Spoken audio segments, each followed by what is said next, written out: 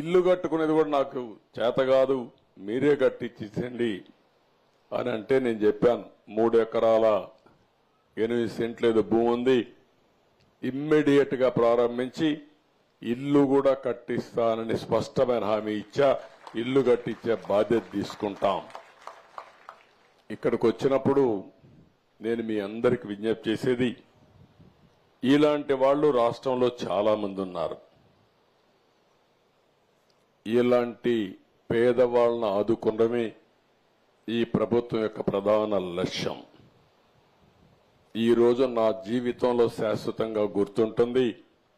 ఒకే రోజు 4,408 కోట్ల రూపాయలు పేదవాళ్ళకి ఇచ్చిన ప్రభుత్వం తెలుగుదేశం ప్రభుత్వం.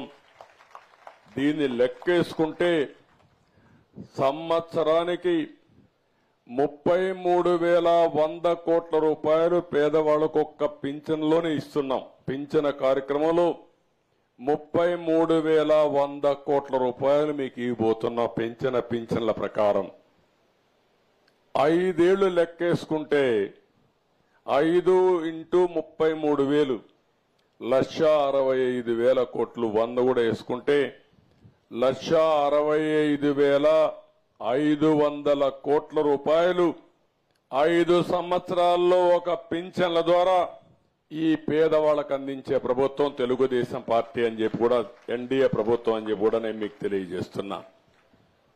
దీనికంటే ఆనందమైన రోజు నా జీవితంలో ఇంకొకటి ఉండదు. నేను చాలా సంవత్సరాలు రాజకీయాల్లో ఉన్నా.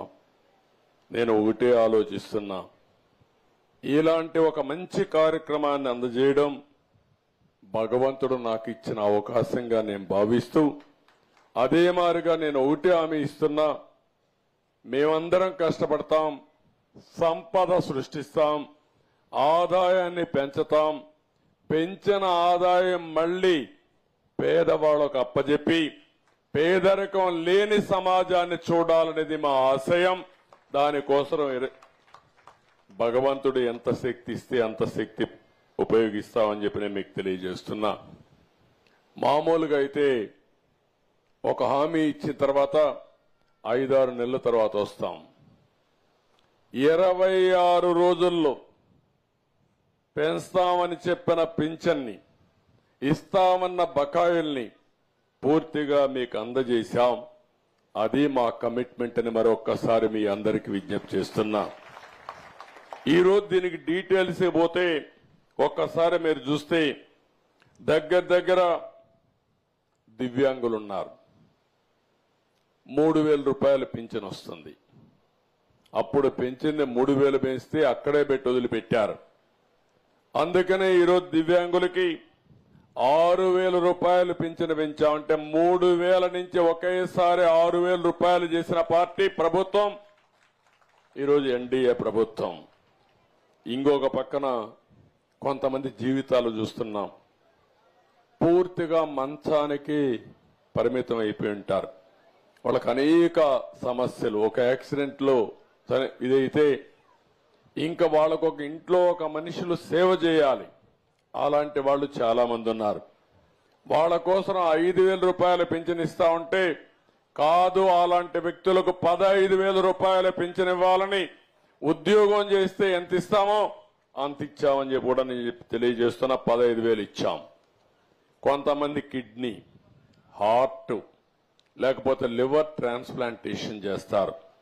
ఇంకొక పక్క తలసేమియా ఇలాంటి వ్యాధులు వచ్చి ఎప్పటికప్పుడు ఈ యొక్క బ్లడ్ కూడా తీసుకొని ఎప్పుడిప్పుడు ట్రాన్స్మిషన్ చేసుకోవాలి. అలాంటి వాళ్ళకి ఇంతవరకు 5,000 వచ్చేది. ఈ రోజు 5,000 రూపాయల నుంచి 10,000 రూపాయలు చేశామని చెప్పి నేను మీకు తెలియజేస్తున్నా.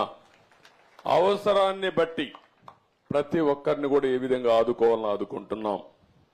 నేను ఒకే ఒక విషయం మీకు చెప్తున్నాను, ఇది మొదటి అడుగు మాత్రం.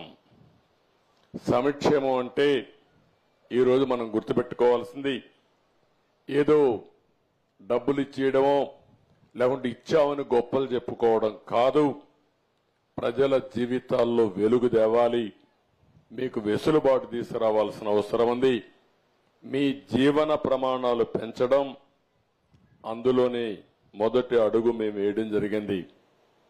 నేను ఒకటే కమిట్మెంట్ ఇస్తున్నా,